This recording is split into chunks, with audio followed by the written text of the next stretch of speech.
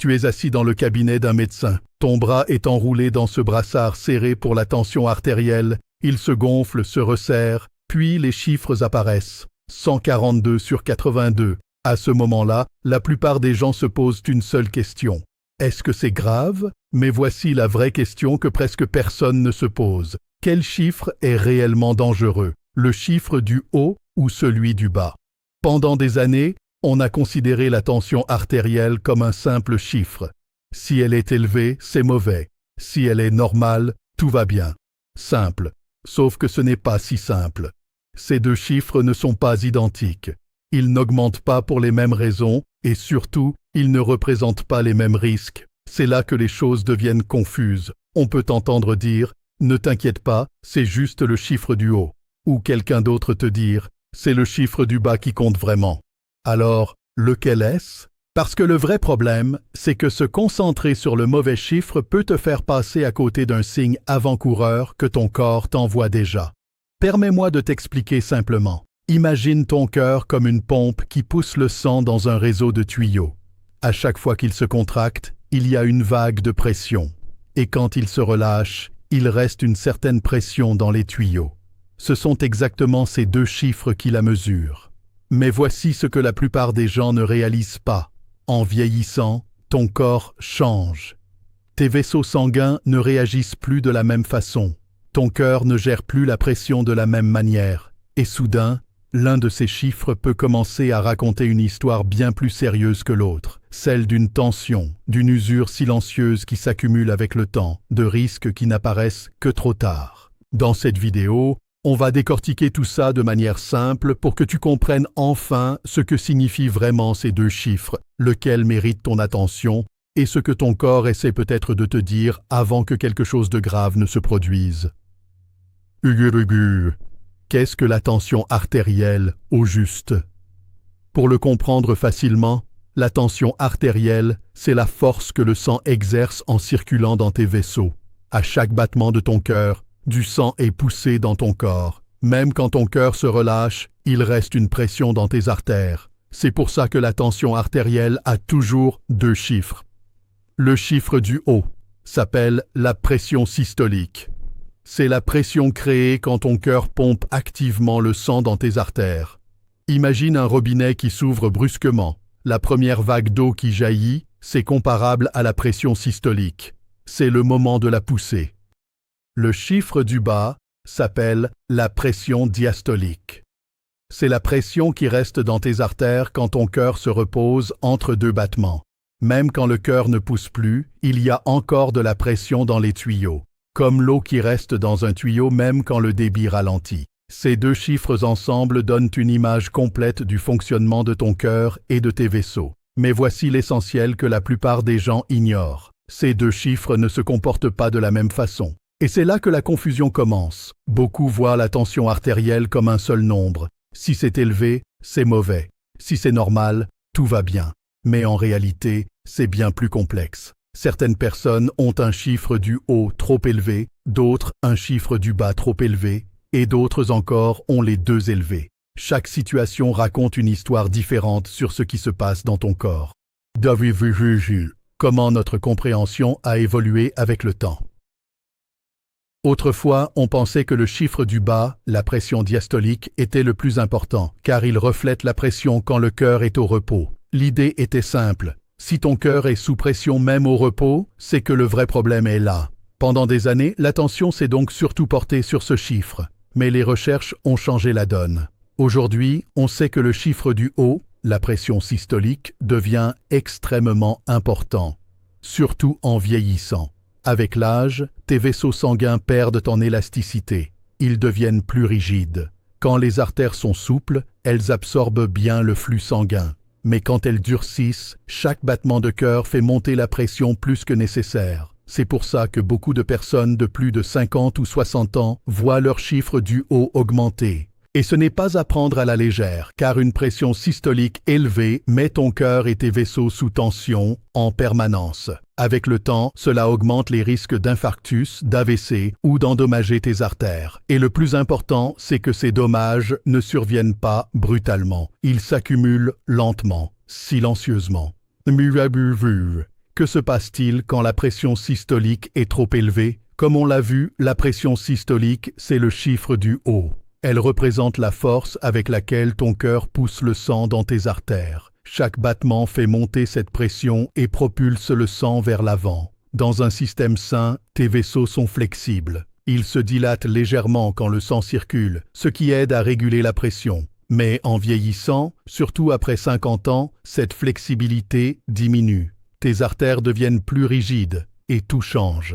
Quand les artères sont rigides, elles ne peuvent plus absorber la force du sang aussi facilement. Résultat, à chaque battement, la pression à l'intérieur des vaisseaux augmente plus que prévu. C'est ce qui fait monter le chiffre du haut. Au début, tu ne remarques peut-être rien. Tu te sens peut-être tout à fait normal. Et c'est justement ce qui rend ce phénomène dangereux. Une pression systolique élevée ne donne pas toujours de signes évidents. Au début, elle s'installe en silence. Mais à l'intérieur de ton corps, quelque chose de très différent se passe. Chaque fois que ton cœur bat contre une pression plus forte, il doit fournir plus d'efforts. Avec le temps, cette surcharge commence à fatiguer le muscle cardiaque. Imagine que tu soulèves un poids plus lourd chaque jour. Au début, ton corps s'adapte, mais avec le temps, la fatigue s'accumule. C'est ce qui arrive à ton cœur. Et ce n'est pas tout.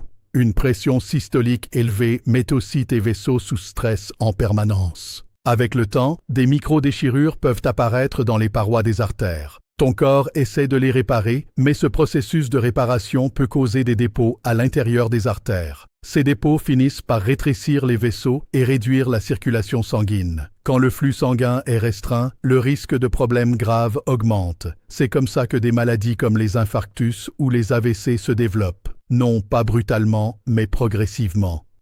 Pense aussi à ton cerveau.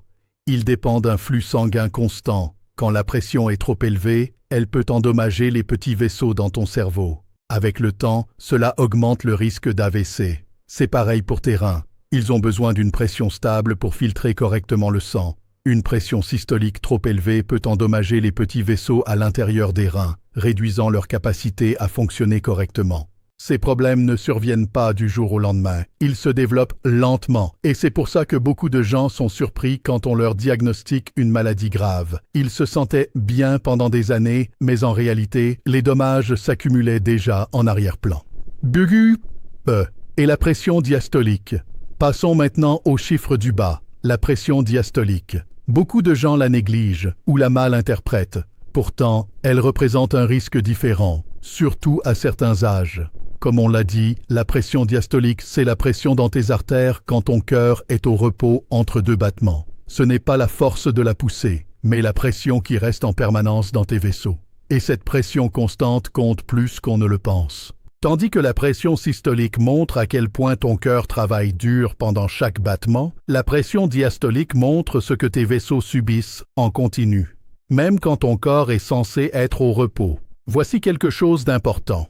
La pression diastolique ne se comporte pas comme la pression systolique, surtout avec l'âge. Chez les personnes plus jeunes, moins de 50 ans, la pression diastolique joue souvent un rôle plus important. Pourquoi ? Parce que leurs vaisseaux sont encore relativement souples et la pression au repos devient un signal plus précis de la tension globale. Quand la pression diastolique est constamment élevée, cela signifie que tes artères sont sous tension, en permanence.